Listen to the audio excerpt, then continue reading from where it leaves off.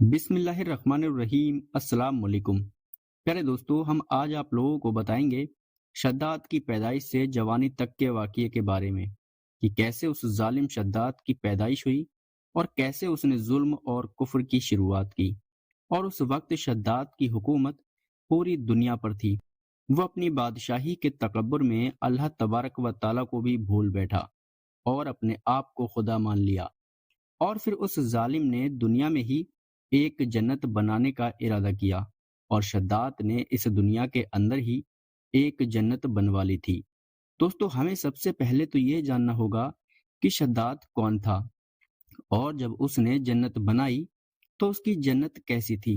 اور جب وہ ظالم بادشاہ شداد زیادہ سرکش اور نافرمان ہو گیا تو اللہ تبارک و تعالیٰ کے حکم سے اس کا اور اس کی جنت کا کیا انجام ہوا۔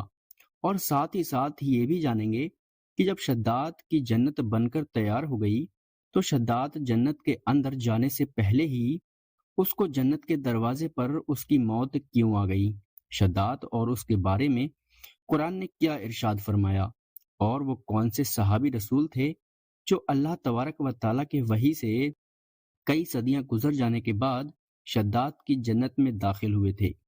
اور آج ہم آپ کو یہ بھی بتائیں گے کہ شداد کی جنت اس وقت کہاں ملی ہے۔ لیکن دوستو، آپ لوگوں کو ہماری یہ ویڈیو اگر پسند آ رہی ہے تو ویڈیو کو لائک کرتے رہیں اور ہمارے چینل کو سبسکرائب ضرور کریں، کیونکہ ایسے ہی اچھے واقعات ہم روز لاتے رہیں گے۔ تو چلیے ہم ویڈیو کو شروع کرتے ہیں۔ دوستو، کسی وقت میں اس دنیا کے اندر کئی سارے ایسے ظالم بادشاہ آئے ہیں جنہوں نے اللہ تبارک و تعالیٰ کی قدرت کو بدلنے کی کوشش کی ہے، اور اللہ تبارک و تعالیٰ کو چھوڑ کر خود خدا بن بیٹھے اور خدائی کا جھوٹا دعویٰ کر بیٹھے۔ خدائی کا جھوٹا کرنے والے بادشاہوں میں سے ایک بادشاہ ایسا بھی تھا کہ جس کو اللہ تبارک و تعالیٰ نے پوری زمین کی بادشاہی کا مالک بنا دیا تھا، یعنی بادشاہت عطا فرمائی تھی۔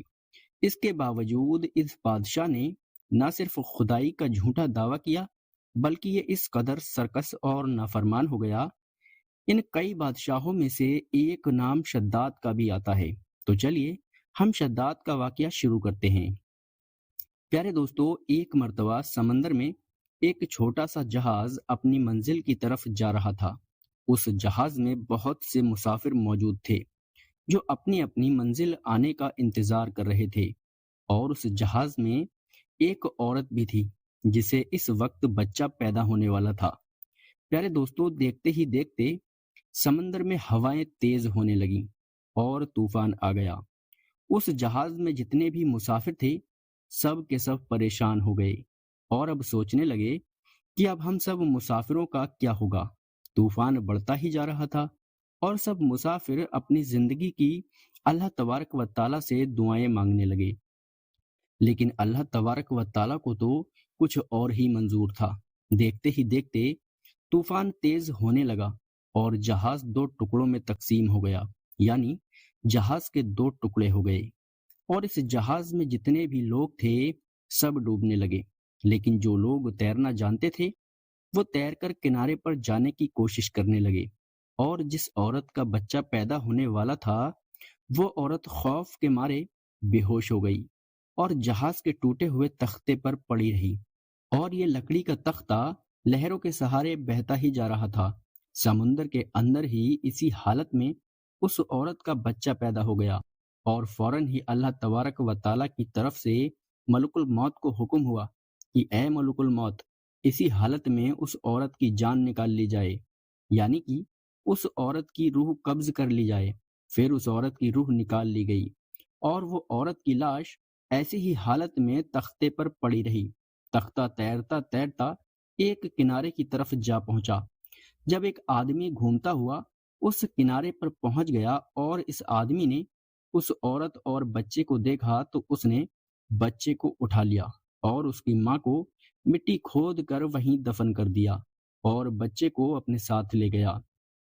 جب بچے کو لے کر اپنے گھر پہنچا تو اس آدمی کی بیوی بچے کو دیکھ کر بہت ہی زیادہ خوش ہوئی، کیونکہ ان کی کوئی اولاد نہیں تھی۔ انہوں نے کہا کہ اللہ تبارک و تعالیٰ نے اس بچے کو ہمارے لیے نعمت بنا کر بھیجا ہے۔ انہوں نے بچے کا نام شداد رکھا اور بہت ہی پیار اور محبت سے بچے کو پالا، یہاں تک کہ وہ بچہ 7 سال کا ہو گیا۔ شداد بہت ہی زیادہ عقل مند تھا۔ ایک دن وہ بچہ گھر کے باہر کھیل رہا تھا کہ ایک دم کہیں سے شور مچنے لگا کہ بادشاہ کی سواری گزر رہی ہے۔ یہ سن کر سب بچے بھاگ گئے، لیکن شداد وہیں پر چھپ کر سارا منظر دیکھنے لگا۔ لیکن پہلے زمانے میں بادشاہ جب مہم پر جاتے تھے تو کچھ فاصلے پر 1 یا 2 سپاہی پیچھے پیچھے چلتے تھے تاکہ کوئی سامان کہیں گر تو نہیں گیا تھا۔ جب سارا لشکر گزر گیا تو بادشاہ کے کچھ سپاہی پیچھے سے دیکھنے کے لیے گزر رہے تھے کہ کہیں کوئی چیز چھوٹ تو نہیں گئی ہے، لیکن جہاں وہ بچہ چھپ کر کھڑا ہوا تھا وہاں ان کو ایک پوٹلی گری ہوئی ملی جس میں سرمے دانی تھی۔ انہوں نے شداد کو بھی وہاں دیکھ لیا۔ انہوں نے سوچا کہ یہ بچہ ہمیں چھپ کر کیوں دیکھ رہا ہے، چلو اس بچے پر ہی تجربہ کیا جائے کہ اس سرمے دانی میں کیا ہے۔ انہوں نے شداد کو بلایا اور کہا کہ بیٹا ادھر آؤ، تمہاری آنکھوں میں سرما لگاؤں گا، اس سے تمہاری آنکھیں بہت ہی اچھی دکھنے لگیں گی، یعنی تم سارے بچوں میں سب سے اچھے دکھو گے۔ انہوں نے جب شداد کی آنکھوں میں سرما ڈالا تو سرما لگتے ہی شداد کے چاروں طرف روشن ہو گئے اور سارے خزانے نظر آنے لگے۔ یعنی وہ سرمے دانی میں کوئی ایسی خاص بات تھی کہ اگر کوئی بھی اس سرمے دانی میں سے سرما اپنی آنکھ میں لگا لیتا تو اسے بھی سارے خزانے دکھنے لگتے۔ لیکن شداد پہلے سے ہی عقل مند تھا۔ یہاں پر شداد نے عقل مندی دکھائی، اس نے شور مچا دیا کہ یہ کیا کیا تم نے، میری آنکھوں میں کیا لگا دیا ہے، میں تو اندھا ہو گیا ہوں۔ یہ بات سن کر وہ سپاہی ڈر کے مارے سرما وہیں کے وہیں چھوڑ کر بھاگنے لگے۔ شداد ہنسنے لگا، سرما اٹھایا اور گھر پہنچا اور گھر جا کر سارا ماجرا اپنے باپ کو سنایا۔ باپ نے کہا اگر یہ بات سچ ہوئی تو ہم لوگ بہت امیر ہو جائیں گے۔ وہ دونوں باپ بیٹے رات دن اندھیرے میں جاتے اور خزانے کھود کر لاتے۔ اس طرح سے وہ بہت ہی زیادہ امیر ہو گیا۔ اتنا کچھ ملنے پر شداد بہت ہی زیادہ غرور اور گھمنڈ میں آ گیا۔ شداد نے وہاں کے حکمران کو بھی قتل کر کے وہاں کا خود حکمران بن گیا اور اپنے غرور میں خدائی کا جھوٹا دعویٰ کر دیا۔ اس نے کہا کہ اللہ کی جنت اور دوزخ کیا چیز ہے، میں تو خود جنت بناؤں گا۔ شداد نے تکبر یعنی گھمنڈ میں آ کر اس نے اپنی جنت بنوانا شروع کر دی اور اسے بننے میں 12 سال لگ گئے۔ اس جنت میں اس نے دودھ، شراب، نہریں چلائیں اور سونا، جواہرات، خوبصورت پرندے، چاندی کے اتنے جتنے سامان تھے اور ہم کمال سب کے لیے مقرر کر دیے۔ جب شداد نے جنت تیار کروا لی تو اسے دیکھنے کے لیے انتہائی غرور کے ساتھ اپنی سواری پر بیٹھ کر روانہ ہوا اور وہاں پہنچا تو اس شہر کے دروازے پر ایک اجنبی آدمی کو دیکھا تو پوچھا کہ تم کون ہو اور یہاں پر کیا کر رہے ہو؟ اس اجنبی آدمی نے جواب دیا کہ میں اسرائیل ہوں، یعنی ملک الموت ہوں۔ اللہ تبارک و تعالیٰ کے حکم کے مطابق میں تمہاری روح قبض کرنے آیا ہوں، یعنی تمہاری جان ختم کرنے آیا ہوں۔ تو شداد نے کہا کہ مجھے ایک نظر اپنی جنت کو دیکھ لینے دو، بس اتنی سی مہلت مجھے دے دو کہ میں اس شہر کا نظارہ کر سکوں۔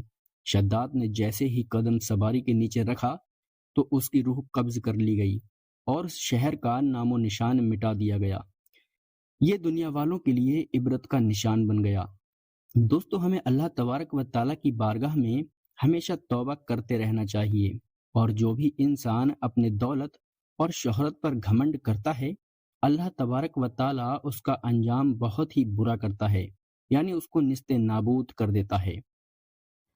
ہم اللہ تبارک و تعالیٰ سے دعا کرتے ہیں کہ تمام امت مسلمہ کو تکبر اور گھمنڈ اور ریاکاری جیسے گناہوں سے پاک رکھے، اور تمام مسلمان بھائیوں کو 5 وقت کی نماز عطا کرنے کی توفیق عطا فرمائے، آمین۔ اور ہمارے جتنے بھائی بہن اس ویڈیو کو دیکھ کر ان باتوں پر عمل کرنے کی کوشش کر رہے ہیں، اللہ تبارک و تعالیٰ سے دعا ہے کہ ان کے مال دولت میں خوب برکت عطا کرے۔ میرے پیارے دوستو، میں امید کرتا ہوں آپ لوگوں کو ہماری یہ آج کی ویڈیو پسند آئی ہوگی۔ اگر آپ لوگوں کو ہماری یہ ویڈیو پسند آئی ہو تو ہماری ویڈیو کو ایک لائک ضرور کریں اور اپنے دوستوں اور رشتہ داروں میں بھی ضرور شیئر کریں، کیونکہ ان لوگوں کو بھی دین حق کی جانکاری حاصل ہو۔ السلام علیکم۔